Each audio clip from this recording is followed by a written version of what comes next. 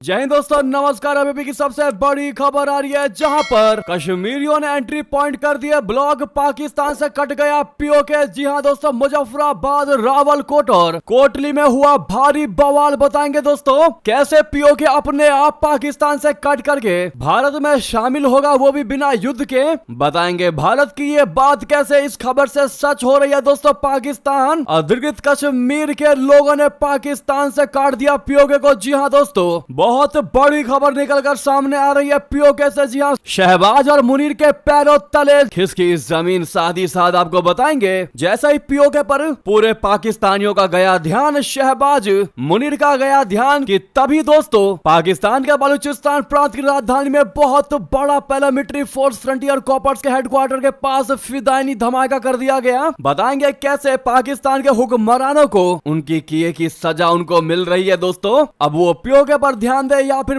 बलूचिस्तान पे। इसी बीच आपको बताएंगे भारत ने भी कह दिया कि हमको नहीं है अमेरिका से जरा भी डर। ईरान और आर्मेनिया के साथ मिलकर बहुत बड़ी प्लानिंग की तैयारी में अपना भारत। दोस्तों बताएंगे तीनों देशों के बीच हाल ही में तेहरान में बहुत ही ज्यादा महत्वपूर्ण बैठक हुई है, किसी चीज को लेकर आपको बताने वाले हैं। इतना ही नहीं दोस्तों, भारत के लिए फायदेमंद साबित होगा ट्रंप का ये H1B वीजा वाला फैसला। शिफ्ट होने की तैयारी में है अमेरिकी बड़ी बड़ी कंपनियां। जी हाँ, भारत में जमीन का करेंगी मुआयना। लेकिन दोस्तों जैसा ही ट्रंप को पता चला कि अब कुछ ऐसा होने वाला है तो H1B वीजा पर बहुत बड़े बदलाव की तैयारी में है ट्रंप। दोस्तों आज एक से एक बेहतरीन खबर हम आपको बताने वाले हैं, बस आप वीडियो के लास्ट तक बने रहेगा। और खबरों में आगे बढ़ने से पहले अपने देश भारत का पुरजोर समर्थन करते हैं और मानते हैं कि भारत जो कहता है वो होकर ही रहता है। और आने वाले दिनों में पीओके की जनता अपने आप ही पीओके को भारत के साथ मिला देगी। कुछ करने की आवश्यकता नहीं पड़ेगी, कोई युद्ध की आवश्यकता नहीं पड़ेगी। तो इस वीडियो को लाइक करके, चैनल को सब्सक्राइब करके, बेल आइकन दबा के कमेंट में जय हिंद कह दीजिएगा। दोस्तों अब बात कर लेते हैं पहली सबसे बड़ी खबर की, जहां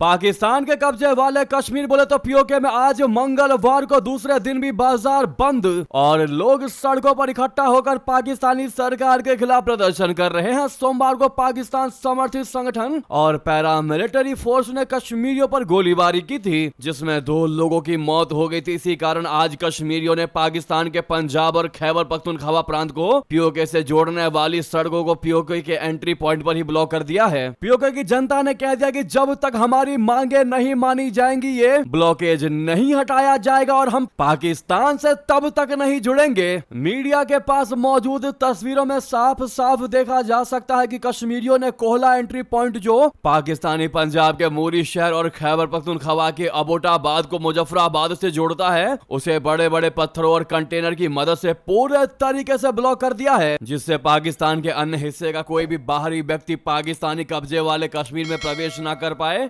कश्मीरियों ने कल सोमवार को हुई हिंसा के बाद पूरे पीओके में दुकानें बंद करने के अलावा पीओके को बाकी के पाकिस्तान से पूरे तरीके से काटने का फैसला किया था और करके भी दिखा दिया। सीमाएं ब्लॉक करने के अलावा आज दूसरे दिन भी मीरपुर, मुजफ्फराबाद, रावलकोट, कोटली के लोग सड़कों पर है और पाकिस्तानी सरकार के खिलाफ नारेबाजी कर रहे हैं। ऐसे में पीओके में कश्मीरियों के विद्रोह को देखते हुए पीओके की कठपुतली सरकार ने पूरे पीओके में इंटरनेट और कॉलिंग सर्विसेज भी बंद कर दी है, ताकि पीओके में चल रहा विद्रोह दुनिया के सामने ना आ पाए। हालांकि विदेशों में स्थित पाकिस्तान के कई उच्चायोग में पाकिस्तानी कब्जे वाले कश्मीर के प्रवासी विरोध कर रहे हैं। लंदन स्थित पाकिस्तानी उच्चायोग के बाहर सोमवार को लगभग 2 घंटे तक पीओके के प्रवासियों ने पाकिस्तानी सरकार के खिलाफ जमकर विरोध प्रदर्शन किया था, जिससे पता चल सका कि पीओके की आज क्या हालत है, क्या स्थिति है और वहां पर कैसे कश्मीर की जनता दोस्तों प्रताड़ना झेल रही है। दोस्तों जैसा आज का समय है, पाकिस्तान से पूरे तरीके से पीओके को अलग कर दिया गया है। पीओके की जनता ने पाकिस्तान की पहुंच पीओके में बंद कर दी है। लेकिन आज के समय में अभी अगर दोस्तों अपना भारत कुछ कदम उठा ले तो आप यूं समझ लीजिए कि यह बहुत ही सुनहरा मौका है पीओके को हासिल करने का, क्योंकि हम सालों साल से देखते आ रहे हैं दोस्तों पीओके की जनता की जो मांगे हैं वो पाकिस्तान की सरकार पूरी नहीं कर पा रही। यहाँ तक कि पाकिस्तान की जनता की मांगे दोस्तों पाकिस्तान के हुक्मरान पूरा नहीं कर पा रहे तो पीओके की जनता की मांगे कहां से पूरी करेंगे। और ऐसे में आप ये समझ लीजिए, अगर भारत एक बार कुछ ऐसा एक्शन ले ले या इन पीओके की जनता को एक बार समझा दे कि तुम्हारी सारी मांगे हम पूरी करेंगे, बस तुम हमारे साथ जुड़ जाओ, तो दोस्तों 2 मिनट का हमको नहीं लगता कि देर लगेगा और पीओके की जनता सीधा भारत के साथ जुड़ जाएगी, क्योंकि पहले से ही उनका नारा चला आ रहा है कि आर पार जोड़ दो, सीमा खोल दो। दोस्तों जैसे ही पाकिस्तान के हुक्मरानों को पता चला कि पीओके की जनता ने, कश्मीरियों ने पीओके को पाकिस्तान से अलग कर दिया, रास्तों को ब्लॉक कर दिया, जिसके बाद तहलका मच गया दोस्तों। और शहबाज शरीफ ने फटाफट से इंटरनेट और बाकी सुविधाएं पीओके की जनता को देने पर रोक लगा दी, जिससे कि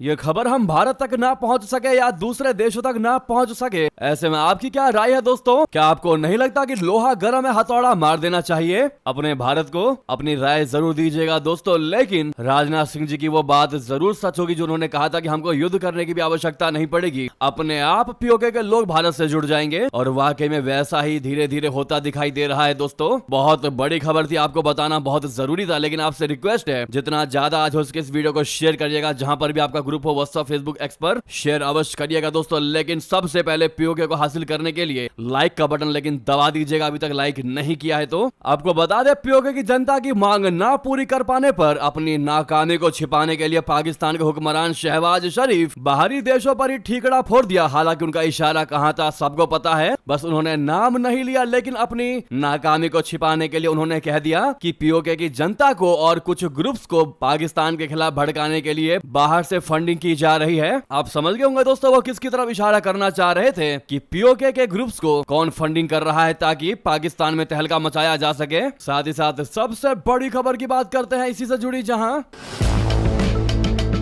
इधर पीओके की जनता ने मचाया तहलका तो उधर पाकिस्तान के बलूचिस्तान प्रांत की राजधानी क्वेटा में Pakistani para military force frontier corps के हेडक्वार्टर के पास बहुत बड़ा फिदाई धमाका कर दिया गया। यह ब्लास्ट भारतीय समय अनुसार दोपहर 12:03 पर हुआ। धमाके में पैरा मिलिट्री के 3 जवान समेत 10 की मौत हो गई दोस्तों, वहीं 33 लोग घायल हो गए। हालांकि अभी तक पाकिस्तानी सेना या बलूचिस्तान सरकार ने कोई बयान इस पर जारी नहीं किया है दोस्तों। इसके अलावा किसी भी बलूच विद्रोही गुट ने हमले की जिम्मेदारी नहीं ली है। घटना का सीसीटीवी फुटेज भी सामने आया है। पुलिस के मुताबिक जरघून रोड के पास हुआ विस्फोट इतना शक्तिशाली था कि आसपास की इमारतों की खिड़कियां और दरवाजे टूट गए। पुलिस और बचाव दल तुरंत घटनास्थल पर पहुंच गया। सुरक्षा बलों ने इलाके की घेराबंदी कर दी। फ्रंटियर कॉर्प्स के जवान भी घटनास्थल पर मौजूद हैं। जी हाँ दोस्तों, बलूचिस्तान के स्वास्थ्य मंत्री बख्त मोहम्मद काकर ने शहर भर में सभी अस्पतालों में आपातकाल घोषित कर दिया। एक्सपर्ट डॉक्टरों, फार्मासिस्टों, नर्सों और पैरामेडिकल कर्मचारियों को तुरंत ड्यूटी पर आने का निर्देश दिया गया। प्रशासन ने विस्फोट के कारणों का पता लगाने के लिए जांच शुरू कर दी है। दोस्तों जितना आतंकवादी खेल रहा था पाकिस्तान, जितना वो दूसरे देशों में तहलका मचा रहा था, उसको मजा आ रहा था कि आतंकवादियों को हम लोग पालते हैं और दूसरे देशों में तहलका मचाते हैं। आज दिन ऐसा आ गया है कि दूसरे देश अपने आप को मजबूत कर चुके हैं, लेकिन वो आतंकवादी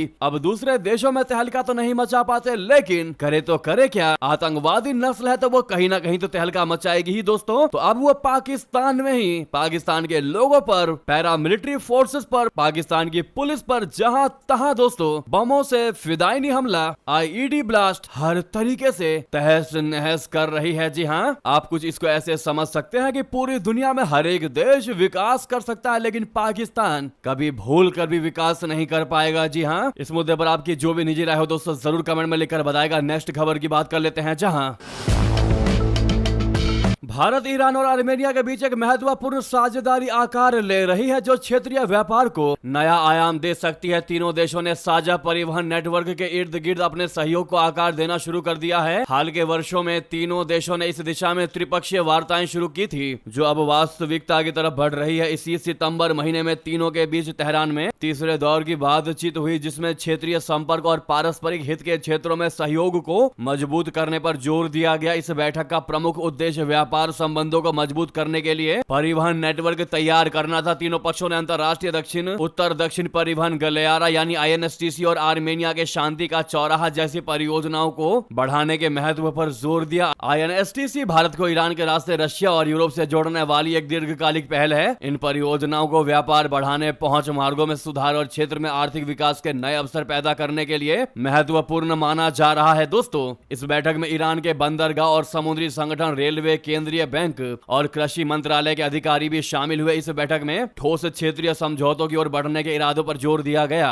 ये बैठक इसलिए भी खास है क्योंकि जून में अमेरिका, इजराइल और ईरान के बीच संघर्ष के बाद नई दिल्ली और तेहरान के बीच पहली सुनियोजित बैठक थी। जी हाँ, वहीं दोस्तों आपकी जानकारी के लिए आपको बता दें, अमेरिकी राष्ट्रपति ट्रंप की ओर से ईरान की चाबहार बंदरगाह प्रोजेक्ट पर भारत के लिए लगाए गए प्रतिबंध आज से लागू हो चुके हैं दोस्तों, क्योंकि आज 30 सितंबर है। ईरान के खिलाफ दबाव बनाने की बात कहते हुए ट्रंप प्रशासन ने 16 सितंबर को 2018 में चाबहार बंदरगाह के संबंध में भारत को दी गई प्रतिबंधों से छूट वापस ली थी। इसके बाद सोमवार 30 सितंबर को ये लागू हो गए हैं। चाबहार पोर्ट पर प्रतिबंध भारत के लिए चिंता का सबब है क्योंकि रणनीतिक तौर पर यह महत्वपूर्ण बंदरगाह है। अमेरिका ने चाबहार बंदरगाह का संचालन करने या ईरान स्वतंत्रता एवं प्रसार रोधी अधिनियम यानी IFCA में शामिल होने पर प्रतिबंध लागू किए हैं। ये प्रतिबंध सोमवार से प्रभाव में आ गए हैं। इससे चाबहार परियोजना में शामिल भारतीय संस्थाओं को आपूर्तिकर्ता और फाइनेंसर खोजने में मुश्किल होगी। टैरिफ समेत कई मुद्दों पर भारत अमेरिका संबंध फिलहाल तनावपूर्ण है। ऐसे में चाबहार का घटनाक्रम दोनों देशों के संबंधों को और बिगाड़ सकते हैं। साथ ही साथ आपको बता दें,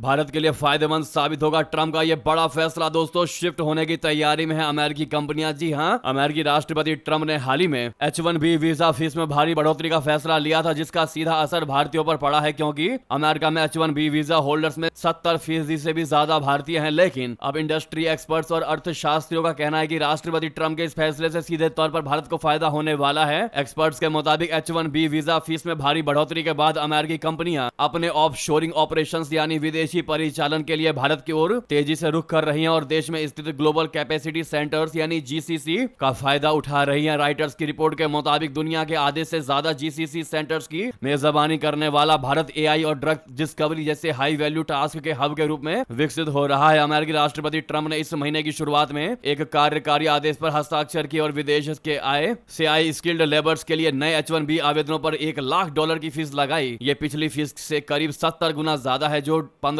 से $4,000 यानी 2 से 4 लाख रुपए के बीच थी।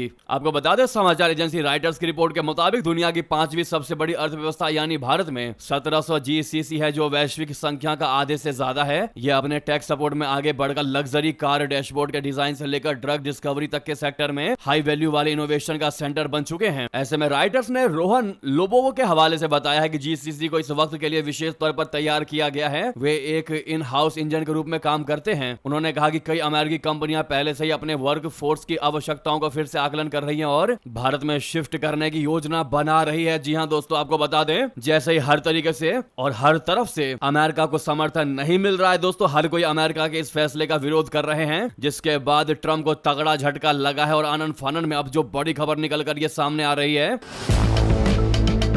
कि ट्रंप ने H-1B वीजा पर अपना माथा घुमा लिया है। दोस्तों, बहुत बड़े फिर से बदलाव की तैयारी करने वाला है इस वीजा पर लगाए गए फीस में। जी हां, अब इस पर अमेरिका के वाणिज्य मंत्री हावर्ड लुटनिक ने अहम जानकारी दी है। उन्होंने संकेत दिया है कि वीजा के नियमों में बड़ा बदलाव किया जा सकता है। लुटनिक ने कहा कि फरवरी 2026 में H-1B वीजा मामले में $1 लाख का नया शुल्क लागू होने से पहले इस वीजा प्रक्रिया में काफी बदलाव होंगे। यह आदेश अस्थायी वीजा पर अमेरिका में काम करने के इच्छुक भारतीय पेशेवरों को प्रभावित करेगा। अमेरिकी मंत्री ने मौजूदा वीजा प्रक्रिया को बिल्कुल गलत बताया, जिसके तहत कम वेतन वाले IT प्रोफेशनल को अमेरिका नौकरी करने और अपने विचारों के साथ परिवारों को लाने की अनुमति होगी। जी हां दोस्तों, अगर आप भी मानते हैं कि डोनाल्ड ट्रंप वो राष्ट्रपति हैं जो सबसे पहले अपने पैर पर कुल्हाड़ी मारते हैं और बाद में मुंह से निकाली हुई चीज को वापस से उठाकर खाने की कोशिश करते हैं, ये हालत है आज ट्रंप की, तो अपनी राय अवश्य दीजिएगा दोस्तों। लगे हाथों वीडियो को लाइक करके इस चैनल को सब्सक्राइब करके बेल आइकन दबा के कमेंट में जय हिंद कह दीजिएगा। मिलते अगली बड़ी खबर में। यहां तक बने रहने के लिए आप सभी का बहुत बहुत धन्यवाद, बहुत बहुत आभार। जय हिंद, जय भारत।